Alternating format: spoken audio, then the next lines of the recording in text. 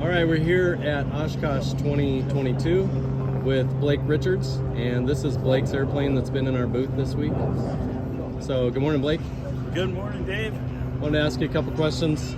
So, what kind of drew you to the LX7? First of all, maybe just talk a little bit about your airplane along the way there.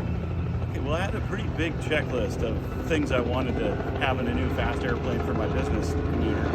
I didn't want a big airplane, I just wanted something that's really efficient and fast. So of course I flew the Cirrus, flew the TTX, and honestly wasn't super impressed. So I thought I better go down to Redmond and see what those guys are up to. And I've been around the Lancer thing for years, so I've known that whole thing, but wasn't really after a Lancer. I wanted something with a better wing that's safer and better handling. Met you, Dave, and went, holy crap. I wanted a one-piece wing, like a Glass Air. Always loved that. Like really strong airplanes, I like to eliminate that issue. So plane's not going to break, makes you feel a lot better. And so you guys had everything. And then of course I was after precision. Most of the experimentals are not built in proper fixtures and jigs, so they tend to handle funny because they're often really high performance, high wing loading airplanes. But this one is built beautifully, down to like, I don't know, 10 or 20 thousandths tolerance in proper fixtures, which, you know, I have a composite company, so I understand the right way to build composites, and this plane just does everything right. And on top of that, it's about 100 knots faster than everything else I tried. That didn't hurt. Yeah. So, and not to mention that, the handling is amazing. It's really stable. 80 knot final, you know, approach. I think this one stalls at, I think I saw like 56 or 7 knots in the dirty configuration. It's just kind of too good to be true. It's just unbelievable performance. So I wrote a check, kind of unexpectedly, and absolutely love this thing. It's awesome. It's fast. It flies high. It's a great airplane. So when you were looking at it initially, what kind of was the thing that stood out in your mind that drew you to the airplane? Well, again, I just kind of had a lot of things I wanted on my list, and like BRS is another thing I always wanted, and you just check every single box.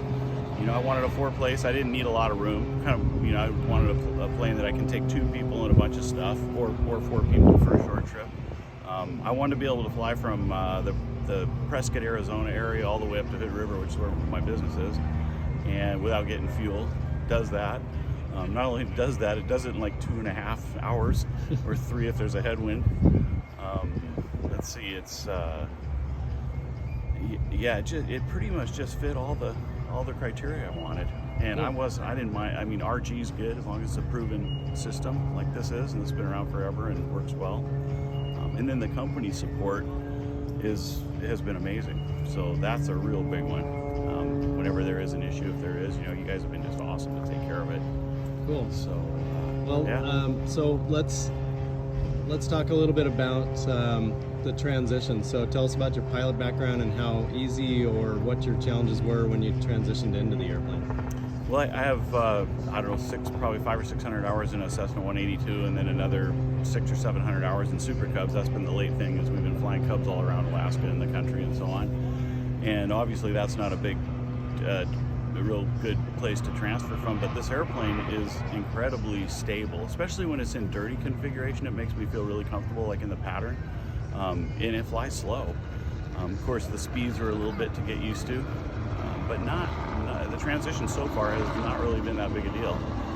And there's been some really good training with a couple of different guys. So, and the glide is insane. That's really helped my confidence in this airplane. Of course, it has a PT6, so hopefully, knock on airplane, it won't need it, but you feather the prop on this thing, and it's got over an 18-to-1 glide, so you just kind of have all the time in the world, unless you're real low, yeah, you know, to set up. And we did a bunch of simulated dead stick, which another nice thing is because of the feather, you can kind of pretty much simulate actual gliding situation, and it just, again, it's so stable, and you have a number of levels of obviously to dirty it up. So you come in high, and you just, you know, if you're high, you just start adding flaps and put the gear down, and that just gave me a ton of confidence in flying the airplane. Not that it's that necessary.